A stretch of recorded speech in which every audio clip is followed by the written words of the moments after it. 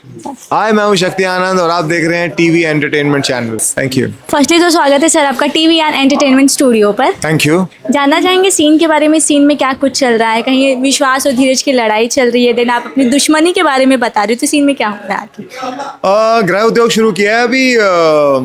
मतलब घर से ऑपरेट करना और घर में अचार या पापड़ वापड़ सब बनाना। बिकॉज अभी पिछले कई एपिसोड से आप भी देख ही रहे होंगे, ये वाला महादेव में है कि विद्या और बाकी जो नर्मदा और रज्जी हैं ये खुद भी काम करना चाहती हैं और महादेव अब तक तो सपोर्ट नहीं कर रहा है उनको।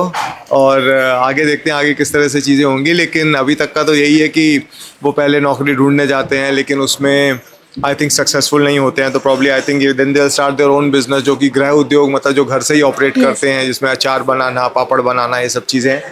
तो उसमें दिक्कतें आ रही हैं। इनिशियल लेवल है, द इनिशियल हिकअप जिसको भी बोलते हैं, तो वो अभी शुरू है। उसमें इनको दिक्कत आ रही है क्योंकि सामने वाले जो हैं वो दुश्मन है। Yes. तो वही समझाने की कोशिश कर रहे हैं महादेव भी उनको कि भाई ऐसे अगर बिजनेस करना है और यहाँ से करना है तो इतना आसान नहीं होगा, क्योंकि कभी भी कोई भी ऐसी चीज़ होती है तो खासकर आपके दुश्मन है, आपके पड़ोसी तो आपका साथ देते नहीं है। पड़ोसी तो पहले होते हैं, आगे पहले होते हैं, मतलब वो दिखाने वाले होते हैं कि और हम आपके साथ हैं, जो मर्जी करो, लेकिन सबसे पहला अड़ंगा वही डालते हैं। वही हो रहा है यहाँ पर। तो वही हम देखेंगे यहाँ पे रज्जी भी बचाने की कोशिश करिए पर धीरज सुन नहीं रहा। आप भी ऊपर से विद्या भी समझाने की कोशिश करिए, फिर आपने उनको समझाने की कोशिश की धीरज को, तो इस बारे में आप क्या कहोगे? कि करेक्ट करेक्ट। तो ये भी उनको वही जो बुद्धि है वही डालने की कोशिश कर रहा है कि भाई देखो, समझ लो इन बातों को कि वो इतनी आसानी से आपको करने ही देंगे। बाकी उसके बावजूद भी अगर आप करना चाहते हैं, you want to go ahead with this, तो ये दिक्कतें होंगी, नुकसान होगा, लड़ाइयाँ होंगी, वो आने नहीं देगा। तो 10 चीज़ों को स्टॉपेज करने की कोशिश होगी।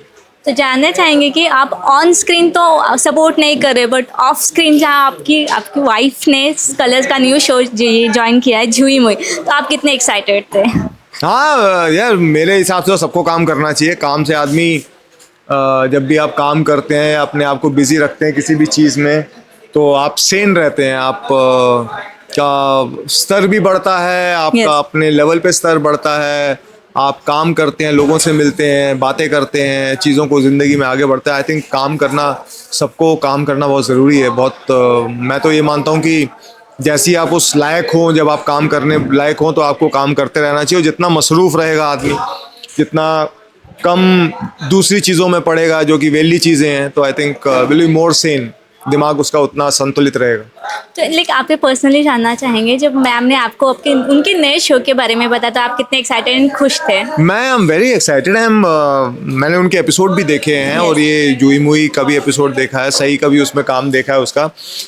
बहुत ही सहज शो है, बहुत ही अच्छा, सहज, बहुत ही गुड लुकिंग। और जितने भी उसमें अभिनेता अभिनेत्रियां जितने भी हैं और जो भी काम कर रहे हैं और जिस लेवल की राइटिंग है, जिस लेवल की क्रिएटिविटी, आई थिंक बहुत अलग शो है और मुझे तो भाई बहुत पसंद आ रहा है। फ्रैंकली स्पीकिंग, मतलब जो एक बड़ी सूझबूझ वाला, बहुत समझदारी वाला, बहुत ही अच्छा शो है। बहुत ही, और उसके अंदर ना एक हल्के हल्के से नुएंसेस भी हैं जो मतलब मज़ा आता है, जो देख के आपको लगता है ना यार, मतलब शो तो अच्छा है, साथ में आपने छोटी छोटी चीज़ें भी डाल रखी हैं जो कि आपको एक्साइट करती हैं, जो कि आपको अगले एपिसोड पे जाने के लिए हुक पॉइंट्स अच्छे हैं।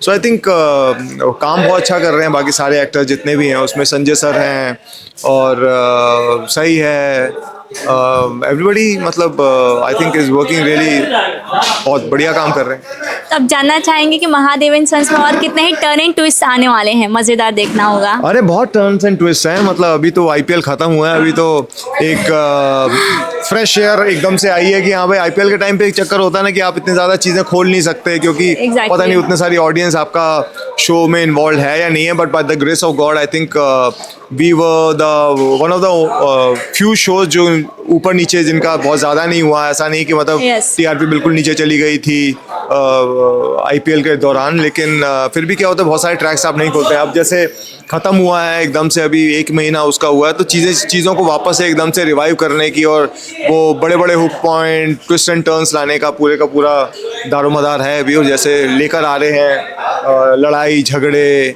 रंजिशें आपस में, कॉन्फ्लिक्ट्स आपस में, तो वो सब चीज़ें मज़ा आता है देख करना। वो मतलब थोड़ा सा स्पाइसी रहता है वो। तो ऑडियंस के लिए मैसेज?